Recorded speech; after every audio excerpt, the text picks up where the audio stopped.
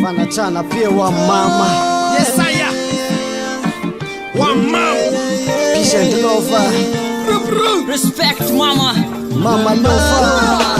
Mama Tsy vokosoka fitiavana hoanay. Bababole fitiavanao azahay.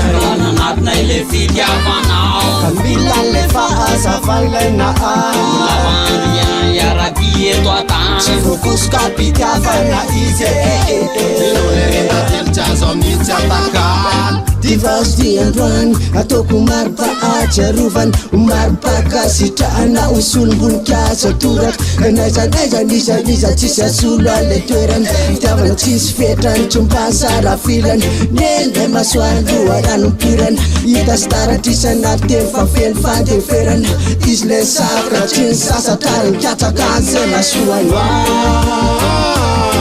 Tsy vokosoka fitiavanao hoanay. Bababole fitiavanao azahay. Anatina ile fitiavanao. Ka mila le fahazavan'lay Lavandriana iarabi eto an-tany. Tsy vokosoka fitiavana izy Lorena telo-tsazo amin'itsy atakala. Eny tsy manary anao namaro zany titra.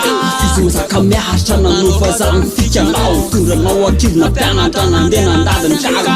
Fadan'andra-pani ambady anao tsy foy fa zanany nakararo ny fon'andra ninny fananany hery-fony retsaretsavera fony hatramin'ny agny nalatsaka zaniorana tsy maintsy miaritra izy tsy maintsy mamaniranao miala helinao faoriny tsikitsikinao fifaliny fanajanao azy any no any faniriny fanajanao azy any no any faniriny ndre fitiavan'ireny pisoany Mama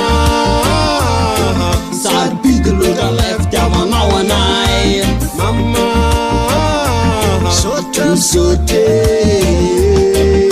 misaotra andranahary zany omenanao ry mama napianatra namindra anaty fotaka malama aketriny za matsapa fa enao le tsara indrindra anome fitiavana tsy atakalotra iafindra za le tsy laitra mbala rehefa lafika nanara aketriny za matsapa rehefa lafika tafara bakasitraka an'lay fitiavanao sarineny fa tikalikaly ty oraiso valy babena Tsy vokosoka fitiavanao hoanay. Bababole fitiavanao azahay.